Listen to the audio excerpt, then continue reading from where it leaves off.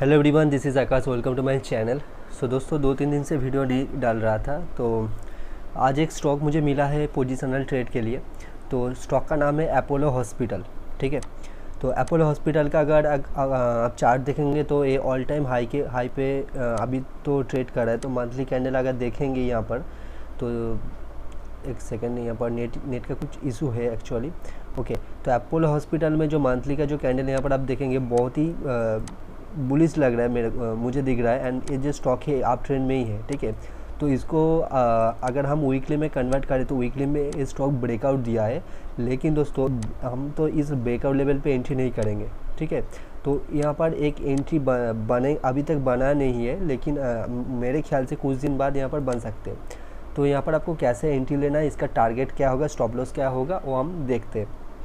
देखो, स्टॉक का जो लेवल है 1814 का लेवल है। ठीक है, तो स्टॉक ने पहले कोशिश किया था, देन इसके बाद थोड़ी देर यहाँ पर रिट्रेसमेंट होके ये फिर से ऊपर जाने की कोशिश कर रहा है। लेकिन दोस्तों, मुझे लग रहा है ये स्टॉक इस लेवल पे सस्टेन नहीं करेगा। ठीक है, पहली बात, यहाँ पर सस्टेन कर भी सकते हैं, ऐसा नहीं है करेगा कि नहीं करेगा, मुझे नहीं मालूम है। लेकिन मुझे लगता है इसको इस लेवल को फिर से रिटेस्ट करना चाहिए। तो डेली कैंडल में हम कब इसको बाई करेंगे, जब ये फिर से ये जो लेवल है 1814 इस लेवल को रिटेस्ट करेंगे, वहाँ पर हम एंट्री लेंगे। ठीक है, एंड वहाँ पर जो हमारा स्टॉप लॉस आ जाएगा 1760 का स्टॉप लॉस आ जाएगा। लेकिन एंट्री कब होगा वो मैं और एक वीडियो बना के आपको क्लैरिफाई कर दूंगा जब इस लेवल पे ये स्टॉक आएगा। एंड इसका टारगेट क्या होगा, तो टारगेट के लिए देखिए, ये तो सबसे पहले इसका तो प्रीवियस कोई भी डेटा नहीं है, क्योंकि ये स्टॉक ऑल टाइम हाई है।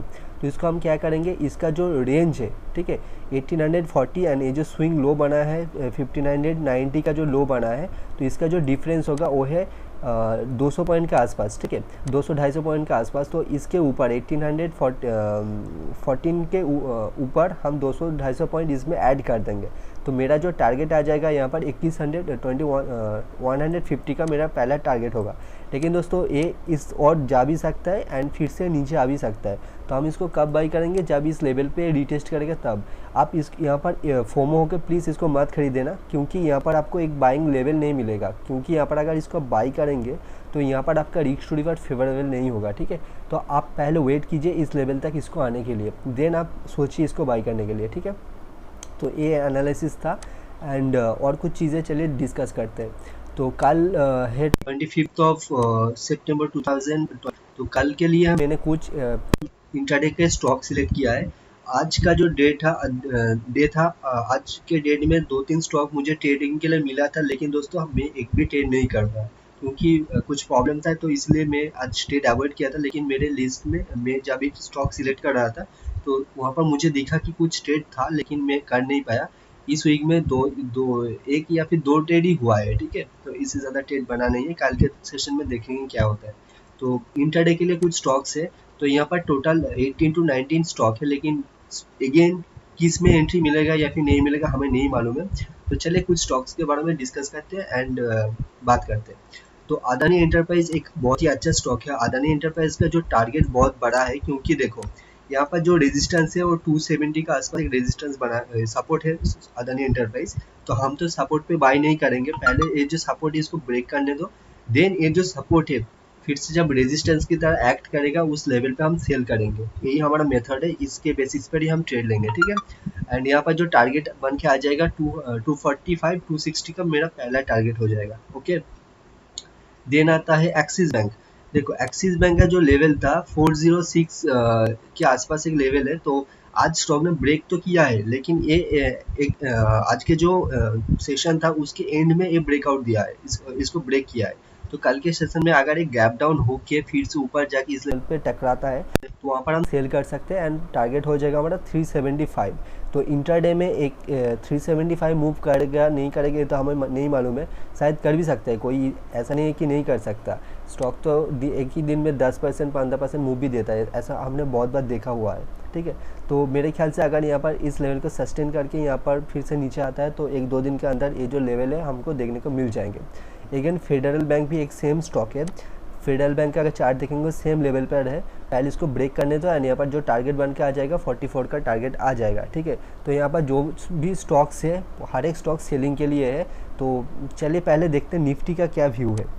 एक सेकेंड, निफ्टी को सबसे पहले देख लेते हैं।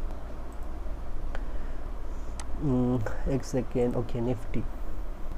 सो दोस्तों, निफ्टी का अगर चार्ट देखेंगे तो आज के डेट में बहुत बड़ा एक रेड कैंडल बना है। तो निफ्टी का जो हमारा यहाँ पर सपोर्ट बन के आ रहा था वो कुछ इस लेवल के आसपास था, ठीक है।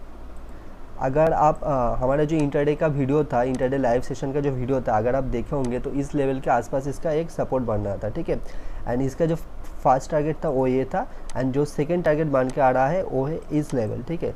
इस लेवल यानी कि इस कैंडल का लो कितना है, 10,595, ये हमारा लेवल बन के आ रहा है। तो कल के सेशन में ये हो सकता है ये जो लेवल है, इस लेवल को स्टॉक इस लेवल के अराउंड ओपन होकर इस लेवल को टच करके फिर से नीचे आ सकता है, या फिर इस लेवल को ब्रेक करके ऊपर भी जा सकता है। तो यहाँ पर अगर इस लेवल जो नीचे की ओर जो लेवल है इसको अचीव करने के लिए स्टॉक का कंसोलिडेशन होना बहुत ही ज़रूरी है, क्योंकि अगर वो कंसोलिडेशन नहीं होगा तो यहाँ पर अगर आप सेल करेंगे तो वो किसी भी तरफ अपर साइड मूव कर सकते हैं, तो वहाँ पर आपका जो स्टॉप लॉस हो जाएगा वो हिट होने के चांसेस बहुत ही ज़्यादा है, ठीक है। तो सबसे पहले आपका जो सपोर्ट रेजिस्टेंस है उसको सही से आइडेंटिफाई कीजिए, देन आप ट्रेड ले सकते हो, आपका जो भी सिस्टम है उस सिस्टम के अकॉर्डिंग, ठीक है। एंड बैंक निफ्टी का चार्ट देखते हैं। तो और एक बात दोस्तों, निफ्टी का जो मेन व्यू वो सेलिंग का ही है, ऐसा नहीं है कि यहाँ पे हम बाई करेंगे, इसका बाइंग व्यू बिल्कुल भी नहीं बन रहा है। लेकिन अगर ये रिट्रेसमेंट ले रहा है तो वहाँ पर अगर आप बाई कर सकते हो तो आप देख सकते हो, बाई कर सकते हो, लेकिन इसका व्यू आपका नेगेटिव भी होना चाहिए, ठीक है। एंड बैंक निफ्टी का अगर देखा जाए, ओके, अगेन बैंक निफ्टी का जो लेवल है, देखो बैंक निफ्टी का जो ये जो लेवल है, तो एक 21,000 का एक अच्छा खासा लेवल था, उसको तो ब्रेक किया है, एंड देन अगेन ये ब्रेक डाउन नीचे की ओर हुआ है, ठीक है। देन इसका जो टारगेट इसके बाद जो टारगेट बन के आ रहा है वो है 19,000, सॉरी इसका लो कितना है, 19,978, 80 के आसपास इसका पहला टारगेट बन रहा है, ठीक है। तो अगेन एक कल के जो सेशन है वहाँ पर थोड़ा सा ऊपर जा सकते हैं, देन फिर से यहाँ पर रिट्रेसमेंट होकर नीचे आ सकता है, ठीक है। तो कल के दिन इतना अच्छा खासा मूवमेंट होगा कि देखते हैं क्या मूवमेंट होता है। मूवमेंट को प्रेडिक्ट करना तो बहुत ही मुश्किल है, हम सिर्फ और सिर्फ जो सपोर्ट रेजिस्टेंस है, प्रोबेबल जो सपोर्ट रेजिस्टेंस हो सकते हैं उसको आइडेंटिफाई कर सकते हैं। इसके अलावा मार्केट ही जाने मार्केट कैसे बिहेव करेगा, ठीक है। लेकिन इसका जो टारगेट बन के आ रहा है वो 20,000 के आसपास बन के आ रहा है, ठीक है। तो यहाँ से और भी 400-500 पॉइंट नीचे की और मूवमेंट हो सकता है, एंड लेट्स सी क्या होता है।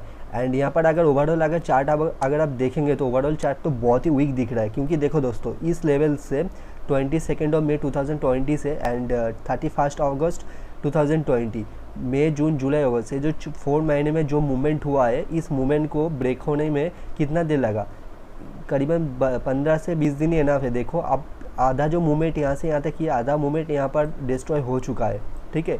तो यहाँ पर अगेन जो बियर से वो हावी हो सकता है, एंड जिस तरीके से लेवल टूट रहा है यहाँ पर अगर आप देखोगे, देखो ये एक सपोर्ट था, सपोर्ट कब कंफर्म हुआ, जब ये जो लेवल है ये बन चुका था, सपोर्ट कंफर्म हुआ, ठीक है। तो यहाँ पर पहले यहाँ पर गया, फिर से आया, फिर से जाके इस लेवल पर आया, तो यहाँ पर कितना टच पॉइंट है, बहुत ज़्यादा यहाँ पर टच पॉइंट आ चुका था। एंड एक सपोर्ट अगर बार बार टच होता है तो वो वीक बन जाता है, एंड देन उसको ब्रेक करना ईजी हो जाता है मार्केट के लिए। तो अगेन ये ब्रेक हो चुका है, एंड देन जो टारगेट बन के आ रहा है वो ये कुछ लेवल से अब देखना बाकी है कि स्टॉक कौन सा लेवल से आप जाता है, या फिर अगेन ये फिर से ब्रेक डाउन होकर नीचे की ओर जाता है, ठीक है। लेकिन ब्रेक डाउन होने का चांस ज़्यादा है, लेकिन इस तरीके से प्रेडिक्ट करना दोस्तों ठीक नहीं है मार्केट को।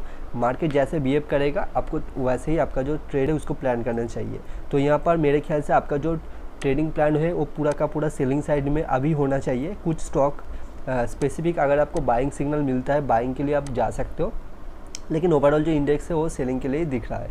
तो ये कुछ एनालिसिस था। तो आई होप आपको वीडियो पसंद आया होगा, एंड कोई भी ट्रेड लेने से पहले आपका जो फिनेंशियल एडवाइज़र है आप उसके साथ सलाह ले सकते हो। एंड प्लीज़ आपका जो रिस्क मैनेजमेंट है उसको फॉलो कीजिए कोई ट्रेड लेने से पहले। ज़रूरी नहीं है कि आप इस ट्रेड को इस एनालिसिस के ऊपर ही आप ट्रेड लो, अपना खुद से एनालिसिस करो, खुद से ट्रेड लो, खुद से सीखो मार्केट में, एंड खुद से रिस्क लेकर, खुद से छोटे छोटे रिस्क लेकर आप सीखो पहले, ठीक है। फिर जाके आप बड़ा अमाउंट लगा सकते हो। ऐसा नहीं है कि किसी की भी बातें सुनकर आप पैसा लगा दोगे, ऐसा होता नहीं है। आप देखो कि कितना परसेंट आप सही हो रहे हो, कितना परसेंट मैं सही हो रही हूँ। अगर आपका कुछ गलती हो रहा है तो उसको ठीक करो, खुद से सीखो। ऐसा नहीं है कोई सेमिनार कोर्स अटेंड करो एंड वहाँ पर पैसा देकर आप सीखो, क्योंकि ऐसे कोई भी नहीं सीख सकता मार्केट में से। मार्केट को आपको पैसा देकर ही सीखना होगा, कोई आपको सिखा नहीं देगा कि इस तरीके से करो उस तरीके से करो, ऐसा होता नहीं है। बिज़नेस है, बिज़नेस को कोई इंसान सिखा नहीं सकता है, या आपको खुद को ही सीखना है, ठीक है। तो आप मेहनत कीजिए, आपके जो सिस्टम है उसको फॉलो कीजिए, आप खुद से सिस्टम डेवलप कीजिए एंड देन आप उसको लेके आगे बढ़िए, ठीक है। तो चलिए मिलते हैं अगले वीडियो में। Happy trading and be remember always manage your risk fast, okay, then trade.